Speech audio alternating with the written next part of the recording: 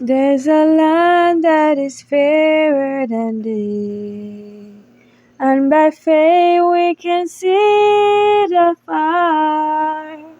For the Father was over the way to prepare us a dwelling place there.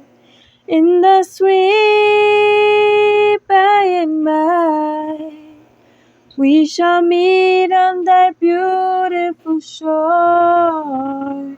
In the sweet by and by, we shall meet on that beautiful shore. We shall sing on that beautiful shore the melodious songs of the blessed, and our spirit shall sorrow no more. Not a sigh for the blessing of rest in the sweet by and by. We shall meet on that beautiful shore in the sweet by and by.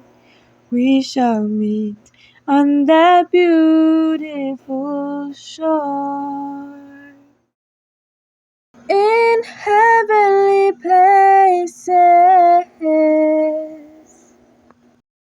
Unbending Integrity, August 24th.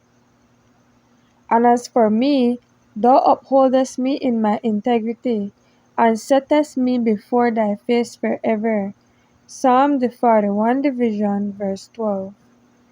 In every action of life, the true Christian is just what he desires those around him to think he is. He is guided by truth and uprightness. He does not scheme, therefore he has nothing to gloss over. He may be criticized, he may be tested, but through all, his unbending integrity shines out like pure gold.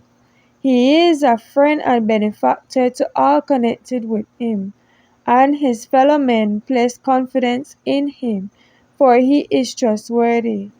Does he employ laborers to gather in his harvest? He does not keep back their hard-earned money.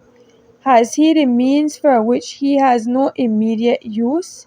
He relieves the necessities of his less fortunate brother.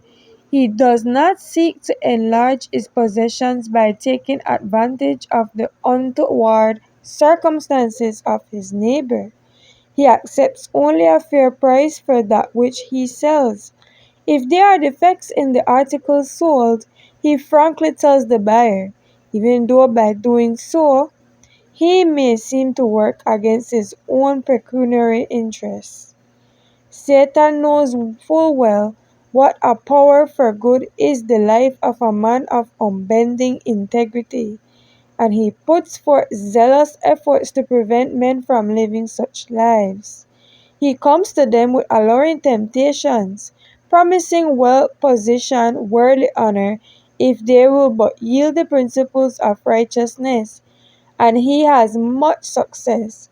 From the sad history of many who have failed, we learn the danger of prosperity.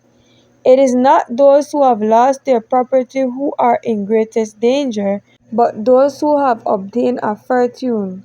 Prayer is often requested for men and women in affliction, and this is right. But those in prosperity are more in need of the prayers of God's servants, for they are in greater danger of losing salvation. In the valley of humiliation, men walk securely while they reverence God and make Him their trust. On the lofty pinnacle, where praise is heard, they need the help of special power from above. True religion is not an experiment, it is an actual imitation of Christ. God keeps a personal account with every man, testing him by the practical results of his work. Soon will be heard the call, give an account of thy stewardship. Heavenly Places, Unbending Integrity, August 24th. To our bountiful Father above, we will tribute